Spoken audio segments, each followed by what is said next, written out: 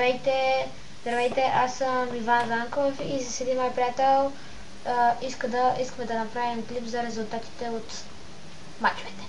Здравейте, аз съм Антоан Христов и днес ще ви кажа резултатите от мачовете и предстоящите за деня. Днес от английската висша лига Queen's Park победи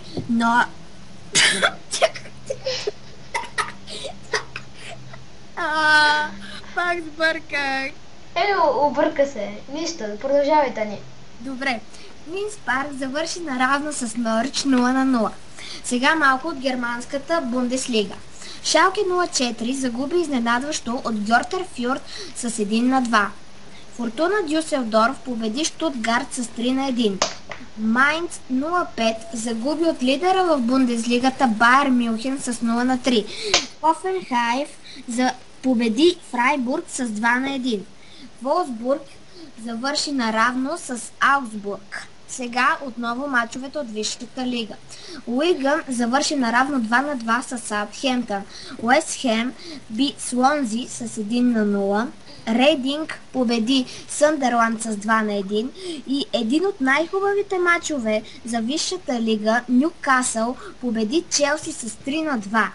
След това Евертън завърши много изненадващо наравно с Астън Вила 3-3 и Арсенал победи Сток Сити с 1-0.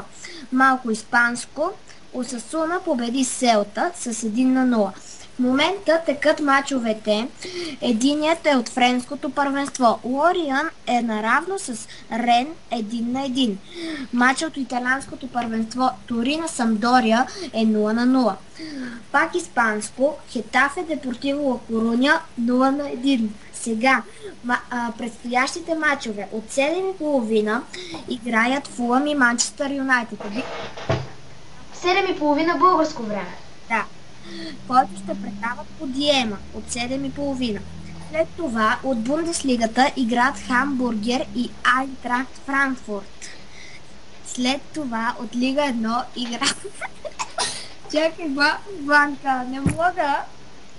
Да, след това от коя лига, Тони? От Лига 1. От Лига 1 от 21 часа българско време играят Сошо и Сент Етиен.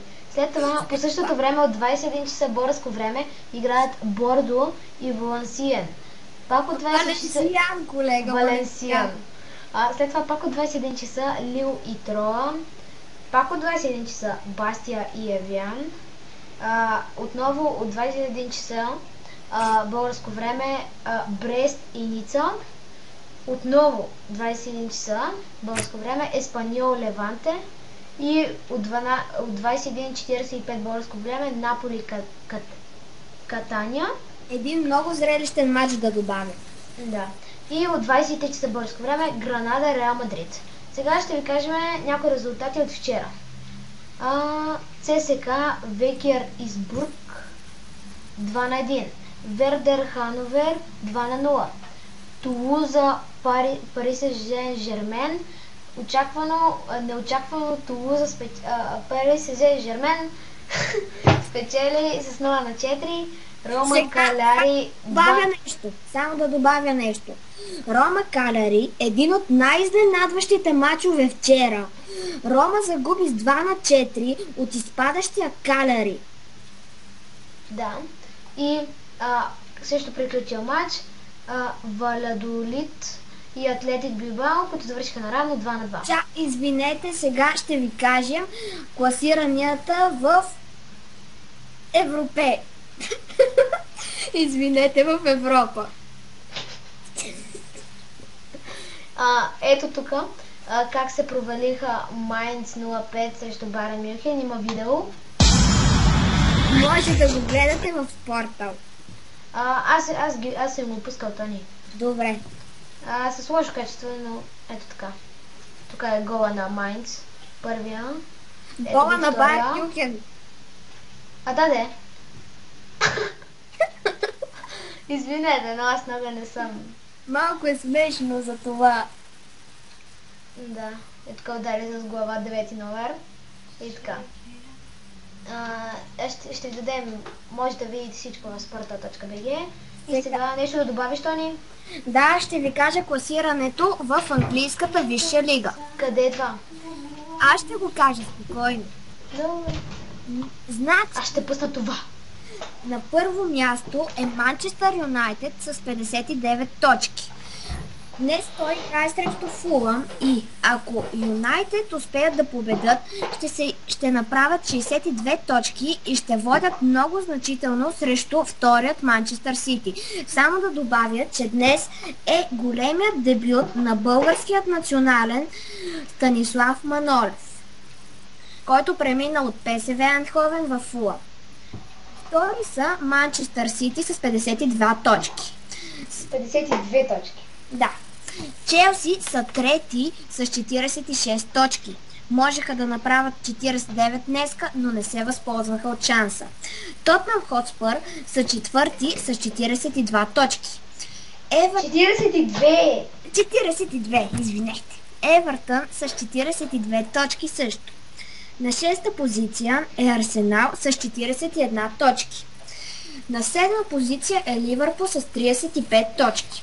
Сега ще ви кажа нещо много оптимистично за вас, феновете на футбола. Ще ви кажа кога ще се играят и кои са мачовете от Шампионската лига и Лига Европа. Нека да ви кажа, че ние ще направим студио и за това. Да, не е много сигурно да знаете. Ако случайно някой следи спортните залагания, коефициента за Фулъм е 6,50. 6,50. Това ми стига с глупостите. Всяка за равен е 4,50, за Ман Юнайтед е 1,53. Тези коефициенти... Какво е това 1,53? 1,50... Абе, хората си знаят. Добре. Това го има в 365. Отидете. И сега дългоочакваният миг. Сега ще ви кажа мачовете от Шампионската лига. Значи, на 12 февруари На 12 февруари Валенсия, Пари Сен Жермен от 21 часа ще се срещнат на стадиона.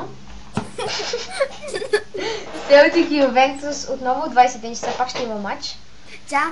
Шахтьор Донец, Борусия Дортмунд, пак от 21:45. Реал Мадрид, Манчестър Юнайтед, великото дерби. Испания, т.е. срещу Англия, пак от толкова часа. Арсенал, Байерн Мюнхен, 21 часа и 45 минути. Порто, Малага, 21 часа и 45 минути. Галатасарай, Шалке. Галатасарай. Да, Шалке 04 пак от 21:45 и Милан, Барселона. Очаквано дерби. Само да добавя, че първите два матча са на 12, другите два са на 13, другите два са на 19 и последните са на 20. Така, сега ще ви кажем класирането в групите. Колега, само да ти кажа, че мисля, че забрави Шахтьор Донец, Борусия Дортмунд. Или се лъжа? Ами всичко си казах. Добре. В А група на първо място е Пари Сен Жермен с 15 точки.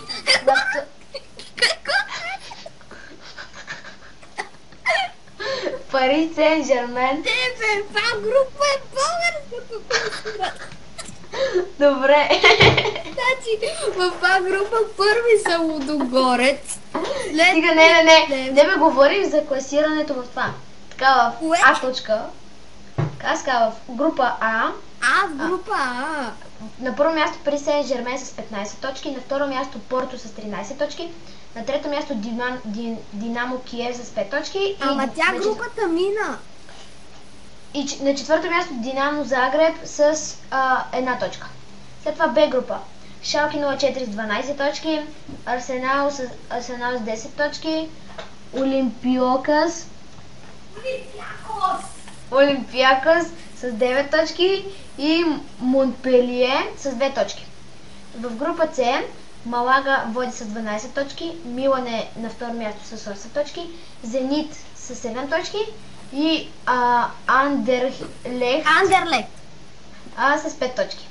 В група Д Борусия Дортмунд е над Реал Мадрид с 14 точки, Реал Мадрид е с 11 точки, Аякс на трето място с 4 точки и Манчестър Сити се излага този път с 3 точки, въпреки че спечели английското първенство. Да, това беше една от много големите разочарования за Манчестър Сити. На първо място в Е група е Ювентус с 12 точки, на второ място Шахтьор Донецк с 10 точки, на трето място Челси с 10 точки и Нордър. Колега, чуваме ли се? Да. Добре. Нордселанд. Нордселанд. Да, с една точка. В група F Байерн Мюнхен е над Валенсия с 13 точки. След това Валенсия отново има 13 точки, но явно Байерн Мюнхен има по-добра голова разлика. Точно. На трето място Бате Борисов с 6 точки и на четвърто място Лил с 3 точки. Да знаете, че Бате Борисов също е и наш министър-председател. Да. Да знаете, само да знаете Белене. Аз съм на друго мнение. И аз. И в група Г Барселона е на първо място с 13 точки, Селтик с 10 точки, Бенфика с 8 точки и Спартак Москва с 3 точки.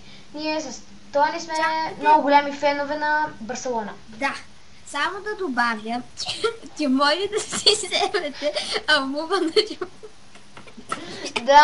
да събирате лепенки на Шампионска лига. Да си вземете албума на Шампионската лига за 3 лева в будките. Така разбрахме. И в група H Манчестър Юнайтед води с 12 точки, Галатасарай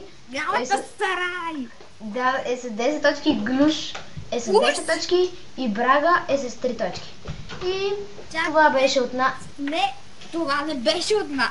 По-скоро, защото сега ще ви кажем мачовете от Лига Европа. То не стига. Моля ви, на 14 февруари играят Зенит Санкт Петербург срещу Ливърпул от 7 часа. На 14 февруари отново от 8 часа играят Амзи Махачкала срещу Ханза. От 8 часа отново играят Аякс с Букурещ. От 8 часа отново играят Байер Леверкузен и Бенфика. Това не е смешно. От 8 часа играят Бате Борисов срещу Фенер. Срещу кой? Чакайте малко. Срещу Фенер Бахче. Така. Но пак от 8 часа играе моя фаворит. Борусия Мönchengladbach срещу Лацио. Аз съм от Лацио. След това Динамо Киев Бордо. Следват Леванте Олимпиакос. След това Наполи Виктория Пилзен. След това Спарта Прага. Така и това ще бъде от нас. Това Штутгарт Генк. След това Атлетико Мадрид Рубин Казан. Тони, колко става? Малко. След това Базел Днипро. След това Интер Милан Клуж, след това Нюкасъл срещу Металист Харков и последният матч от програмата Тотнам Лион. Пожелахме ви приятно гледане на матча Манчестър Юнайтед Фула, както мога да добавя по Диема. И Реал Мадрид Манчестър Юнайтед. Реал Мадрид и Манчестър Юнайтед, колега, е чак на 12 февруари. Същото. И приятно гледане на Милан Барселона и това беше от нас. Да, довиждане. Чао.